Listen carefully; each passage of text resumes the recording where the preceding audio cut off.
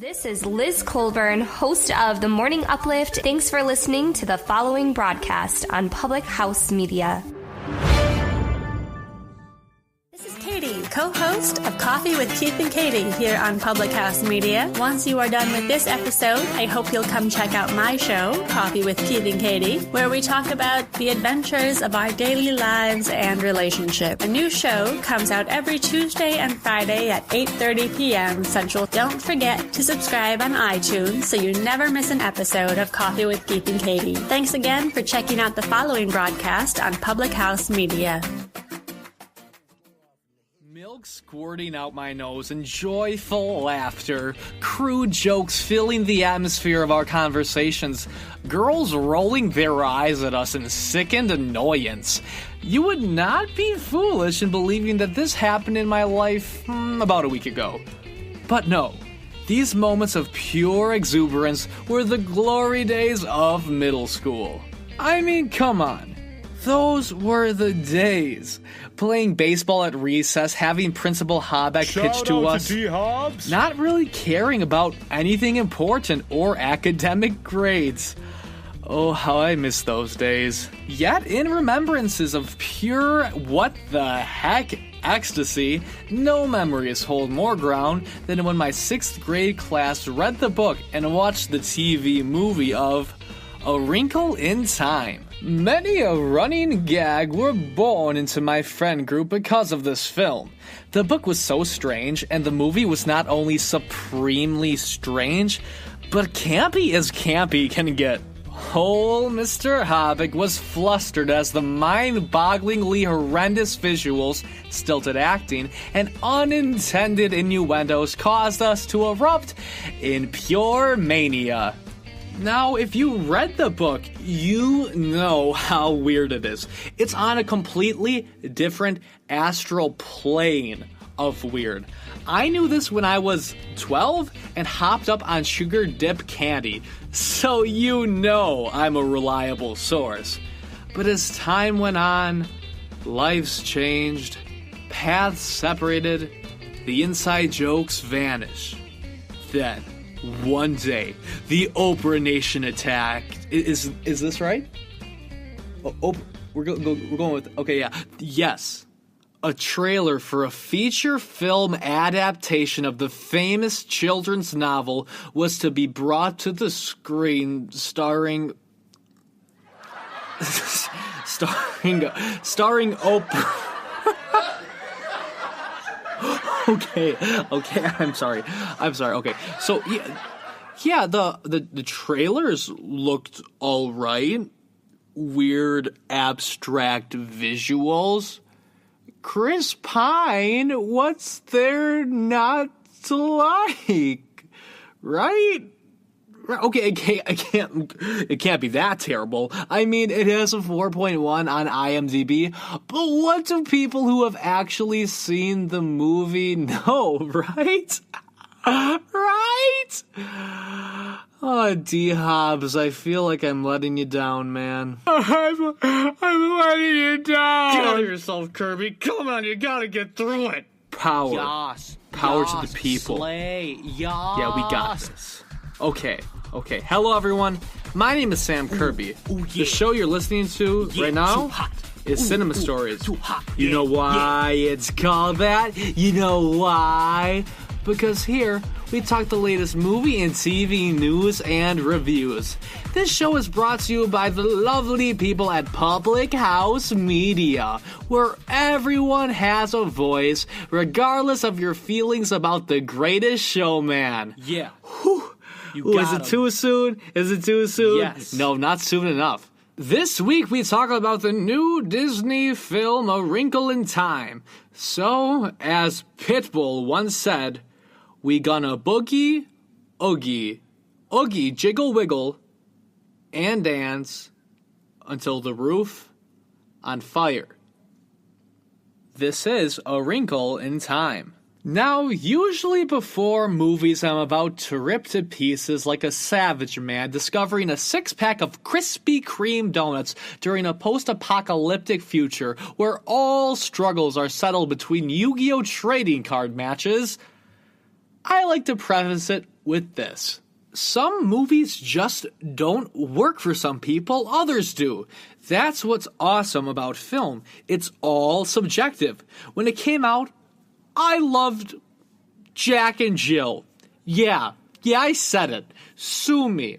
I like a couple of Nickelback songs. Come at me. Bring the hate. I'm not listening to you. You're Sorry crazy. about that. But just because I don't like something doesn't mean it should deter you from liking it. That being said, it's time to go in. Thanks, Redman. We the best. Aw, I know. Thanks, DJ Khaled. Another one.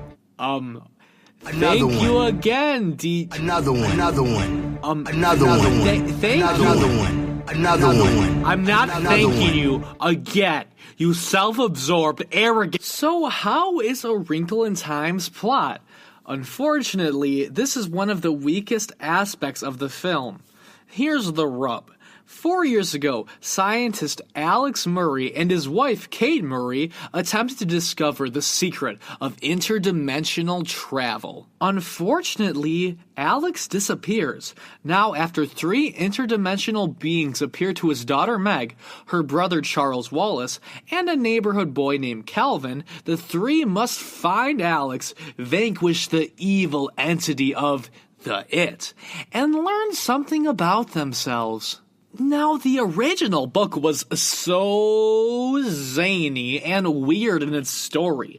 Every page raised a what the flow from progressive commercials question, and once one of those WTFFPC questions were answered, the next page presented 877 more. Now, don't get me wrong, A Wrinkle in Time 2018 is weird as flow in visuals and character, but the story is a pretty straightforward coming-of-age Disney Channel original. There are strange ideas sprinkled throughout, but the plot goes along a pretty basic storyline of a fairy tale about a young girl coming of age and accepting who she is. The movie is like a person who dresses really hipstery-like and wears glasses and a beret, you know the kind, who's always talking about the origins of Baroque-era music and how it was so much better than today, with his mocha in his hand, when under all the pretension lies a pretty basic person. Sam, you just described yourself. Shut up, other Sam, gosh! It's incredibly unfocused. The story is simple, but I had to think a while to actually materialize in my mind what actually was happening. The plot carries us from place to place, and the places have a lot of spectacle, but eventually you just lose track of why certain things are taking place. One of the cult classic characters in the book, the Happy Medium, is thrown in. You just go to him.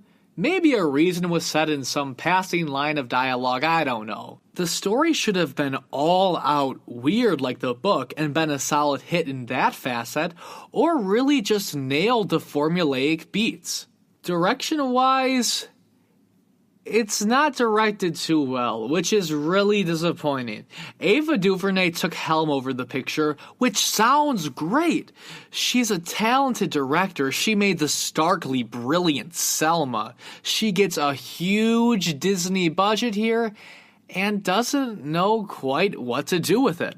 You don't really feel a sense of urgency. Events transpire, and the movie ends. The film does not allow you to become hooked to the characters. You get one scene between Meg and her father, then boom, he's gone. Montage of her acting out. Like I said, if you're going to go with the basic, she's just a down on her luck girl, but she finds something in herself storyline, make me attached to her. Spend some time with her and her father. Let's see what's at stake here. Insanely amateur directional choices are made. I always say that the basic rule of film storytelling is show, don't tell. Some people wonder why that is. Film is a visual art form. It takes skill to craft a scene to convey a character or situation through images. In the beginning, there's a scene where the situation of the father is delivered over radio broadcast, and another where two teachers literally discuss Meg's entire character motivation. It's just terrible writing. Like I said, I think Ava is so talented, but why were those choices made? And I get it's a kids movie, but films like Up utilize this rule so well to so much better effect. In the opening montage alone, kids are not stupid. You don't have to spoon feed them everything.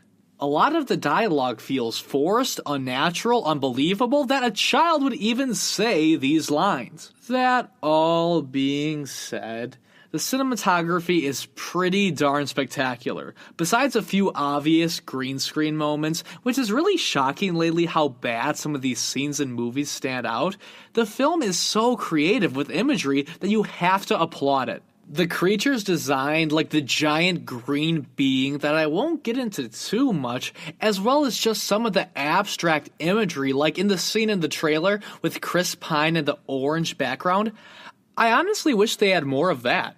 The cinematography attempts to breathe life into this movie, yet it's unfortunately dead on arrival because of the talented Ava Duvernay's unfortunate misfire in direction and the poor story.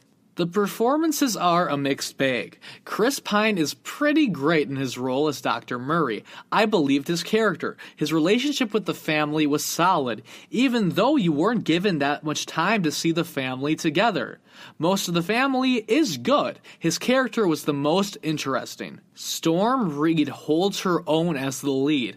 I can see her moving forward with a very solid career. Granted, she picks the right role. She has a lot on her shoulders here and carries the movie fairly well in a likable fashion. I really enjoy Mindy Kaling in a lot of things. She was fine here as Mrs. Who.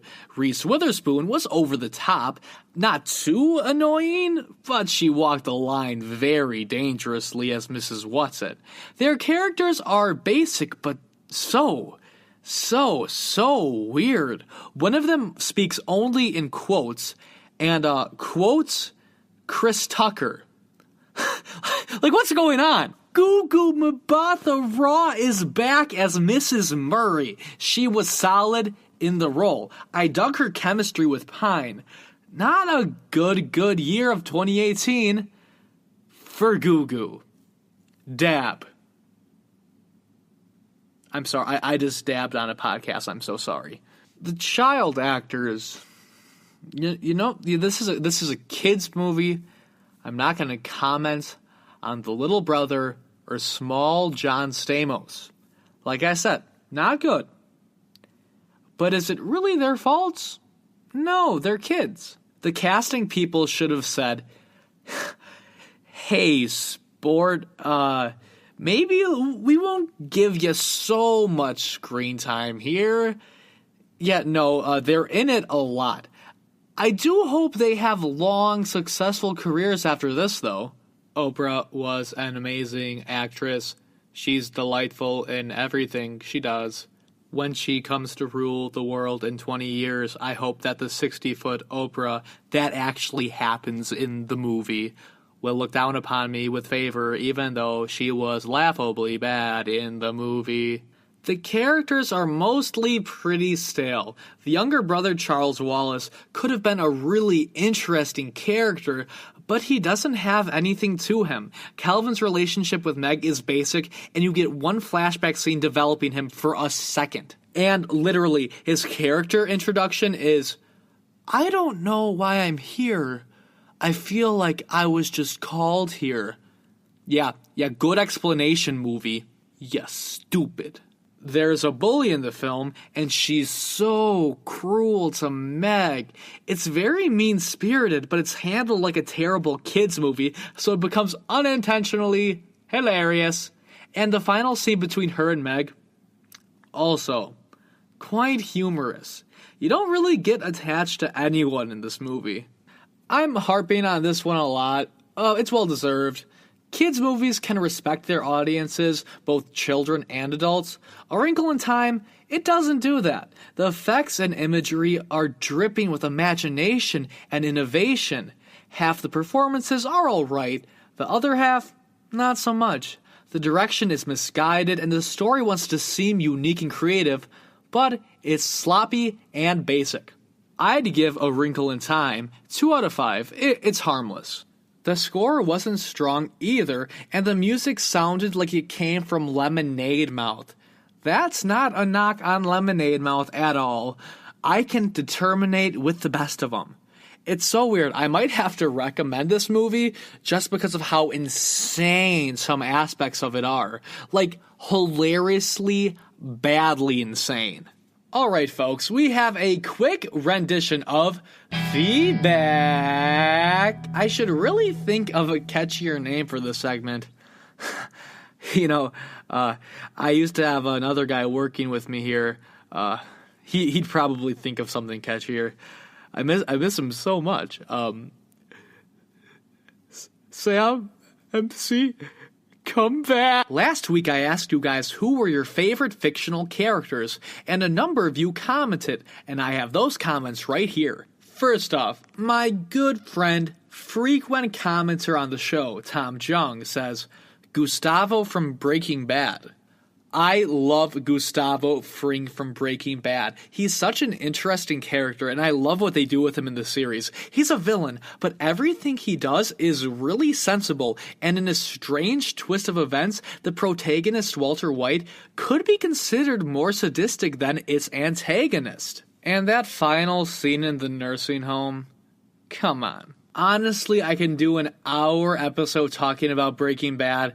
I'll probably do an episode in the future, but thanks for the comment, Tom. Matt Sonic, a fellow UWM student, future film icon, said, Syndrome from The Incredibles, another all-time great villain. He really fits so well into the story, but actually his motivations are really believable. He's a guy who can disappear for half of the movie and still leave a huge impression. I cannot wait to see The Incredibles 2, but I don't know if they can top Syndrome for the villain, man.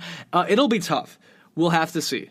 Thanks for the comment, Matt. Actually, Matt has expressed interest in coming on this very show, talking about the Cloverfield universe, movies, and virtual reality game.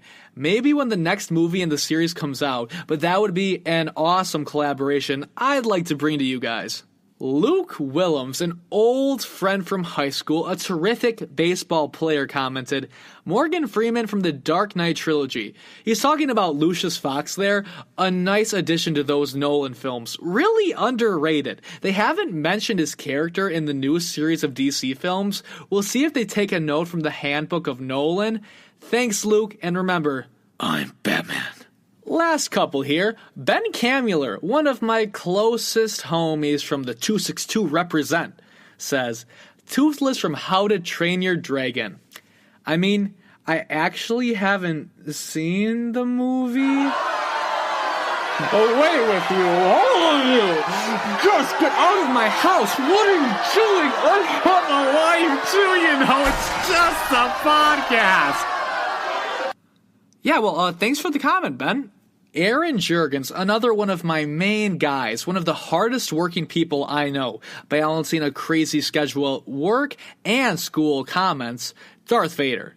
He is definitely top 5 villains of all time. Although he wasn't utilized the most smoothly in Rogue One, that final scene was amazing.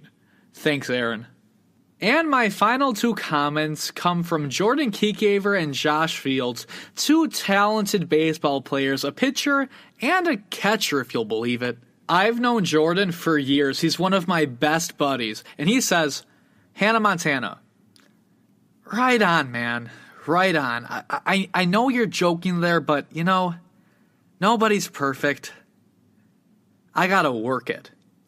And Josh, I don't talk about those kinds of movies usually on this show, but thanks. Thanks everyone for the comments, and the next question will be posted on my social media sometime in the coming week. Now it's time for today's Cinema Story segment, where we round up the headlines of all that's going on in the entertainment industry. This week, Steven Spielberg's film Ready Player One and John Krasinski's A Quiet Place debuted at South by Southwest Film Festival in Austin, Texas. Both were met with critical and audience acclaim. We may have two terrific films coming within the next month. According to Variety, Helen Mirren and Ian McKellen are set to star in Bill Condon's film The Good Liar, a film about a veteran conman and his journey with a kind widow. Produced by New Line, the film has no release date. That will do it for us today, folks. Thank you guys so much for tuning in, and tuning in a lot. This month my numbers and downloads have gone up. Keep it up, please. It means so much when you guys play, download, and share. My Black Panther review received the most downloads of any episode of Public House Media this month. Thank you so much for all the support. Check out and like Public House Media. They're hosting a March Madness bracket for all of you basketball fans. You can get more information on their Facebook page or thephmedia.com. I believe there are indeed prizes. Unfortunately, no pony for the grand prize. I'll make sure to talk to Baxter about that. You can find me at Samuel_J_Kirby on Twitter or SamKirby17 on Instagram. Remember to download and listen on Spreaker, Apple Podcasts, Stitcher, Google Play, and iHeartRadio. Once we get to 1,000 downloads, I'll do something special. I don't know yet, but it'll be worth it. Thanks again for tuning in. So guys, A Wrinkle in Time fell short of my expectations concerning quality, but actually surpassed them in what the heck is happening campiness. Literally, there's a 60-foot Oprah. Sometimes we need a wonderfully awful movie to cheer us up and remind us of the good old times like in grade school with the good old friends. Just remember, guys, when Oprah becomes supreme leader of the universe, just accept it. There's no use in resisting. Wait a second. Hold on. That's his backstory. Oh my... It all makes... Snoke is Oprah. Oprah is Snoke. It all makes sense now, my goodness. Hashtag Oprah for Supreme Leader, Snoke for Eternity. Hashtag Where That Oprah Backstory. Hashtag I've run out of hashtags. Hashtag see ya.